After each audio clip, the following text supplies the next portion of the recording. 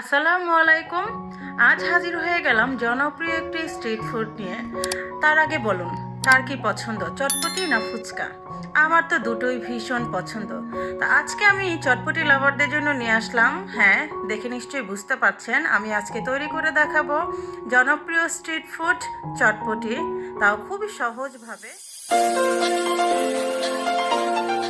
এখানে আমি নিয়েছি ডাবলি বুট, মানে চটপটির ডাল। যে কোনো মুদি দোকানে গিয়ে বললেই হবে চটপটির ডাল, তারা এটাকেই বলে ডাবলি। তো ডাবলিটাকে আমি এখানে নিয়েছি 2 কাপ পরিমাণ। আমি ভালো করে পানি দিয়ে ধুয়ে তারপরে সারা রাত ভিজিয়ে রেখেছি। আর আপনারা যদি ঝটপট বানাতে চান সেক্ষেত্রে গরম পানিতে, মানে হালকা কুসুম গরম পানিতে 3 থেকে 4 ঘন্টা ভিজিয়ে রাখলে কিন্তু হয়ে যাবে। তো ভালো করে ধুয়ে পরিষ্কার করে এখন আমি সিদ্ধ করতে চলে যাব। এখানে পর্যাপ্ত পরিমাণের পানি দিয়ে আমি ডাবলি বুটটাকে সিদ্ধ করে নেব। দিয়ে দিচ্ছি সামান্য পরিমাণের লবণ। আর আজকে আমি চটপটিটা তৈরি করব রেডি মিক্স দিয়ে, যেটা আপনারা নতুন রাঁধুনি ভাই বোন আপুরা সবাই তৈরি করতে পারেন খুব ঝটপটভাবে। মশলা তৈরি করার কোনো ঝামেলা নেই। আর এখানে আমি তেঁতুলের টকটার জন্য তেঁতুলটাকে আমি ভিজিয়ে রাখবো, কারণ তেঁতুলটা কিন্তু একটু শক্ত হয়, কারণ যেহেতু এটা ফ্রিজ থেকে বের করা হয়েছে। তো ভালো করে পানিতে এটা ভিজতে থাকুক, আর ওদিক থেকে আমি দেখে আসি আমার ডাবলির কি অবস্থা। তো ডাবলিটা কিন্তু সেদ্ধ হয়ে গেছে। তো সেদ্ধ হওয়ার পরে দেখবেন উপর থেকে যে খোসাগুলো এগুলো ভেসে উঠেছে, তো এগুলো একটু ছেঁকে ফেলে দিবেন। এতে করে খাওয়ার সময় ভালো লাগে খেতে, আর তা না হলে খোসাগুলো দেখতে কিন্তু বাজে লাগে। তো এভাবে করলে কিন্তু খোসাগুলো উপরে চলে আসবে। আমি খোসাগুলোকে ফেলে দিচ্ছি।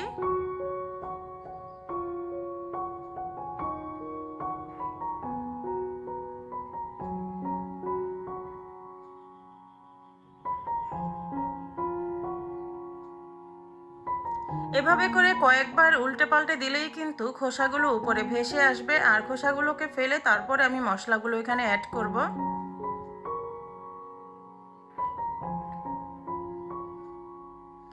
ডালটাকে যখন আপনারা হাত দিয়ে টিপে দেখলে বুঝতে পারবেন যে এগুলো সফট হয়ে গেছে, তখনই বুঝতে হবে যে এগুলো হয়ে গেছে, মানে ডালটা ভেঙে যাবে না এরকম আর কি। তো আমি চিলি ফ্লেক্স দিয়ে দিলাম, আর দিলাম এখানে আমি সামান্য একটু হলুদ, দিলাম বিট লবণ, এখানে আছে ভাজা জিরে গুঁড়ো, আর আছে চটপটি মশলা থেকে আমি এখানে 3 টেবিল চামচ পরিমাণ চটপটি মশলা দিয়ে দিলাম।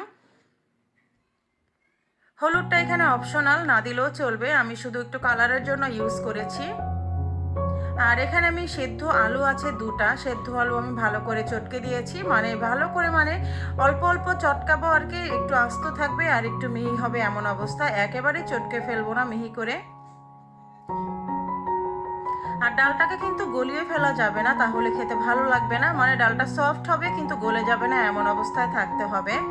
তো আমার চটপটি ডালটা কিন্তু হয়ে গেছে। আমি এভাবেই ঝোলটা রাখতে চাচ্ছি, একবারেই মাখা মাখা কিন্তু ভালো লাগে না খেতে। তো হালকা একটু ঝোল থাকবে, মানে এরকম থাকবে, সেই মুহূর্তে আমি এটা বন্ধ করে দিব চুলাটা। বাকি প্রসেসিংটা আমি শেষ করে ফেলবো।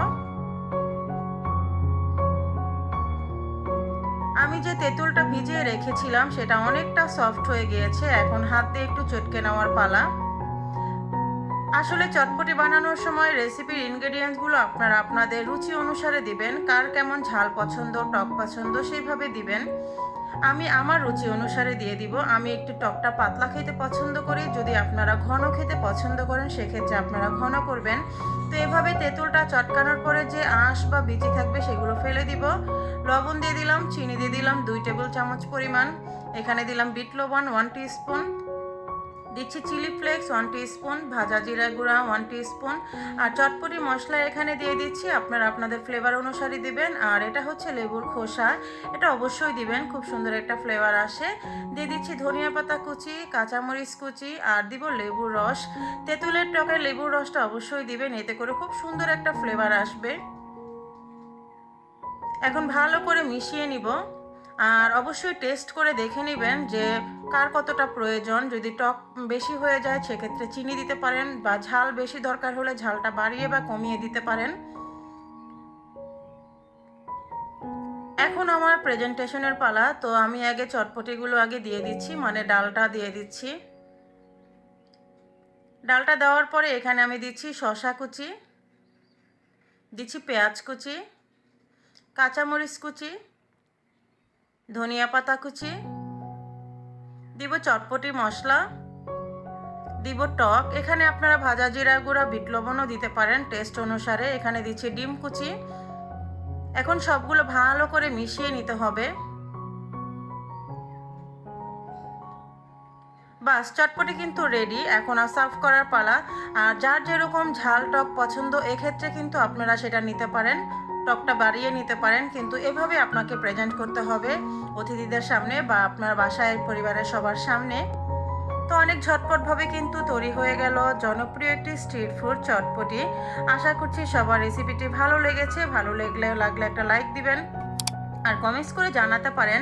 আর বেশি ভালো লাগলে আমার চ্যানেলটাকে সাবস্ক্রাইব করে আমার পাশে থাকতে পারেন। আর সাবস্ক্রাইব করার পরে পাশে থাকা বেল বাটনটি অন করে রাখতে পারেন। এতে করে যখনই আমি নতুন কোনো ভিডিও আপলোড করব তার নোটিফিকেশন চলে যাবে আপনার কাছে। আর হ্যাঁ, উপর থেকে একটু এভাবে ফুচকা ছড়িয়ে দিতে পারেন। এক্ষেত্রে খুবই টেস্টি হবে খেতে। তো সবাই ভালো থাকবেন। আল্লাহ হাফেজ।